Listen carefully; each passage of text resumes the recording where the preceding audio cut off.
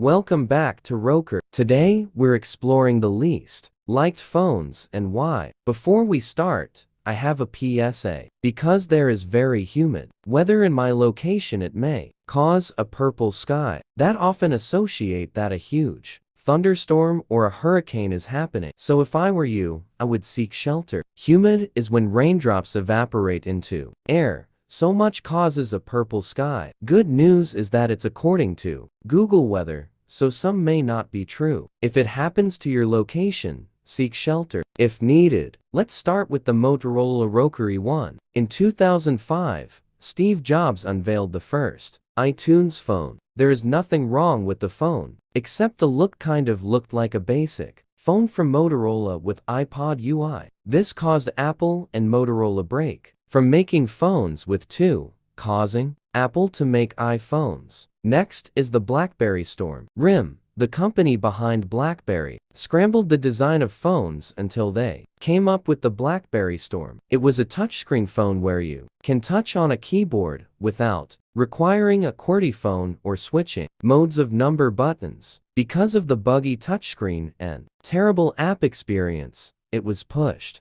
out of the market. BlackBerry no longer makes phones anymore since 2018. BlackBerry tried fixing this with the Z10, but it's too late. Android and iOS now dominated the market. Next is the Samsung ZIM N930F. I referred to it by its model number. The name is actually the Galaxy Note 7. You already know the story. You get a new Galaxy Note phone. It works fine, and one day, you found out your phone exploded when it's charging one time. According to The Verge, 2.5 million Galaxy Note 7 phones were recalled because of this incident. Samsung made two other batteries to try fit into the Galaxy Note 7, and it still exploded. Samsung ended this incident by saying that some materials in the battery it had was packed so tightly it became combustive when charging. Samsung stated this will never happen to the new Galaxy Note phones, which was true with the ZIM N950F,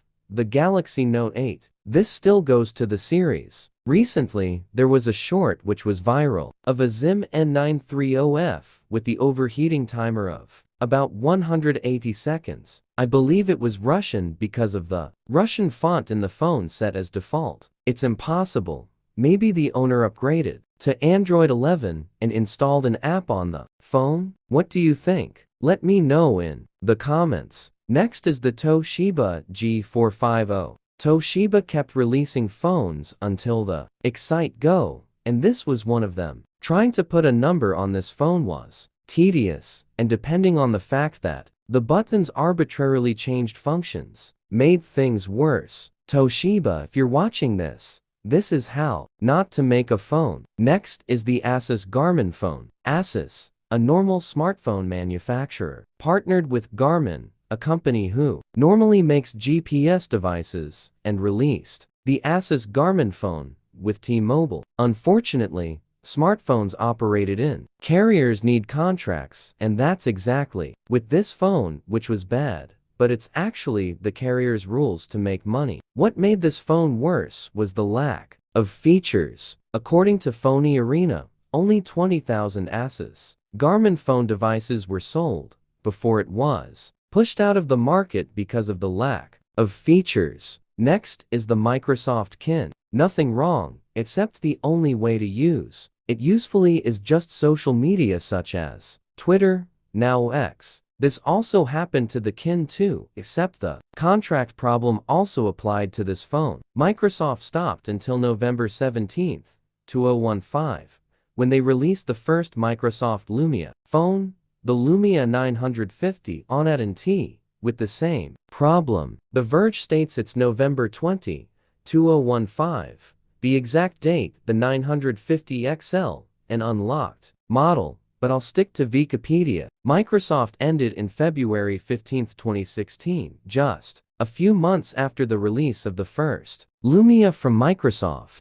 This Lumia that was the last was the 650. Microsoft stopped making phones after the sales of Windows 10 sharply decreased until October 2, 2019, in an hardware-oriented event. the Surface Duo was announced, the first Microsoft phone with dual screen, and the first in the Surface line with Android, not Windows. It was officially released in September 10, 2020. Next is the Amazon Fire Phone. In July 25, 2014, Amazon announced the Fire Phone. It was normal until shortly after. People was mad at the fact that it was forcing people to use the Amazon App Store. Yes, it's real. Google Play Store was purposely locked out of the devices. Only 35,000 Fire Phone devices were sold in the first 20 days. The data was collected by Comscore and Chitika, which the Guardian extrapolated data from this. Because of the App Store locked in the device, it was pushed out of the market. Next is the Spotify Car Thing Cord 001. Released on May 17, 2019, this device was popular with premium users. This is normal until you realize that there is a power button behind the power plug. The power plug is used to make it work for more than 10 seconds. Means you have to power it off with the plug off. An alternative is to take the plug off for more than 10 seconds. It will show a warning that it needs the plug back or else it shuts down. The fact you needed a car with a compatible sized vent for the vent mount to fit in this device to put in the vents is a long road. For the person I credited, his Kia Motors car had no vents that fit the size of the mount, so he needed to hold it. Spotify fixed these with the X5H6679 in 2021. After the discontinuation of the newest model in 2022, it was lost in obscurity. Next is the Twitter Peak. Twitter had released this phone in 2009. In November 3rd, it went for sale. The bad news is that when you got to a website that is not Twitter, it will redirect you to Twitter, pretty much making it a 13+ phone. In 2010, Twitter released the Peak 9, which added now social media such as Facebook and others. In 2011, the first third-party handsets were made by fast-growing phone producers such as Micromax in India. In 2012, Peak was discontinued alongside Peak 9. You can still find the Peak website through this link in the Wayback Archive. HTS Weberchivasorg Web 20100523142624 HTTP Wolgatpeakum. This archive is from 2010. Next is the Samsung Shi F310. After the Serene, the Serenata was born. This was a music phone. Unfortunately, this phone had no basic phone functions, only really being used for music. Next is the HTC EVO 3D. It was a phone used to combine two other photos. When you took a photo in perspectives like our real eyes and combined them into one, not only the contrast was a problem, also happened with lack of exciting features. Next is the HTC First. This is the first phone with Facebook Home, which if you don't know, is Android stock lock screen,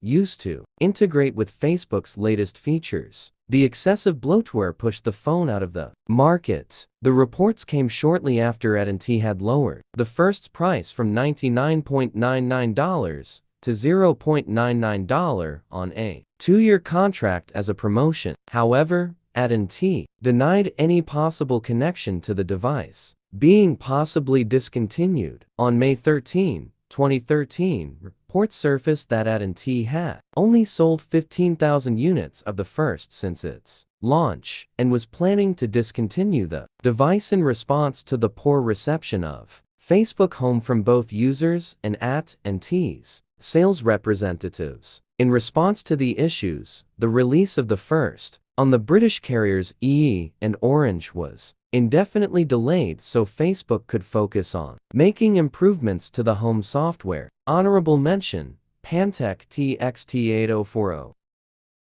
Lastly, is iPhone 6. Not major, but people realize the phone bending. This was called "bend gate." It sold 222,400,000 units, alongside 6 Plus. Strange how people still use it. This happens to the 15 also. Thanks for watching. Like and subscribe.